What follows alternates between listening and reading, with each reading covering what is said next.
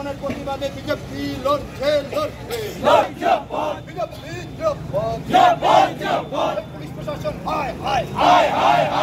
Police প্রশাসন কালো হাত ভেঙে দাও ঘুরিয়ে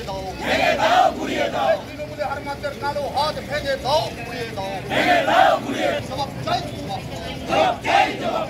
অধিকারী আক্রমণ করা হলো কেন পুলিশ প্রশাসন জবাব চাই আক্রমণের প্রতিবাদে অধিকারের উপর আক্রমণের প্রতিবাদে বিজেপি বিরোধী দলের নেতা শুভেন্দু অধিকারীর উপর আক্রমণের প্রতিবাদে বিজেপি লড়বে বন্দে মাতরম বিজেপি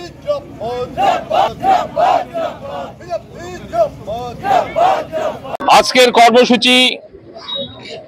আপনারা অবগত আছেন। কোচবিহারে ভারতীয় জনতা পার্টি পশ্চিমবাংলার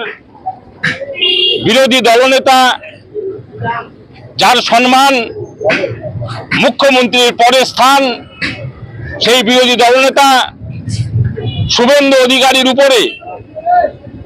যেভাবে আক্রমণ হয়েছে, তৃণমূলের মদতে, তৃণমূলের নেতার অঙ্গুলি হিলনে শত শত বাংলাদেশি মুসলিম অনুপ্রবেশকারী এবং রোহিঙ্গা মুসলিমরা একত্রিত হয়ে ভারতীয় জনতা পার্টির বিরোধী দলনেতা শুভেন্দু অধিকারীর গাড়ি ভাঙচুর করা হয়েছে এবং তাকে হত্যা করার চক্রান্ত করা হয়েছিল। সেই হত্যার চক্রান্তের বিরুদ্ধে সারা পশ্চিমবাংলা ব্যাপী ভারতীয় জনতা পার্টির পক্ষ থেকে সর্বস্তরের কার্যকর্তারা রাস্তায় নেমে প্রতিবাদ করছে এবং পথ অবরোধের মাধ্যমে আমরা ভারতীয় জনতা পার্টির পক্ষ থেকে এই অন্যায়ের প্রতিবাদ করছি। পশ্চিমবাংলায় আইনের শাসন সম্পূর্ণরূপে ভেঙে পড়েছে। বিরোধী দলনেতা আসবে জেনে পুলিশ প্রশাসন হাত পা গুটিয়ে বসেছিল।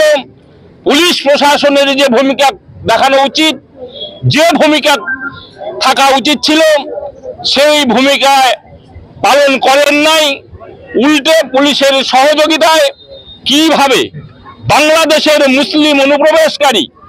এবং মায়ানমার থেকে বাংলাদেশ হয়ে পশ্চিমবাংলায় যেই সব রোহিঙ্গা মুসলিমরা এসেছে, তারা সারা